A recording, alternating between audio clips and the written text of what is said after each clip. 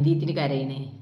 അതിന് കരഞ്ഞിട്ടൊന്നും കാര്യമില്ല. കരഞ്ഞാലൊന്നും ഇപ്പോൾ തൽക്കാലം ഇപ്പോൾ മോണിറ്റൈസേഷൻ ആയി കിട്ടുമോ? അതൊക്കെ വെറുതെയാണ്.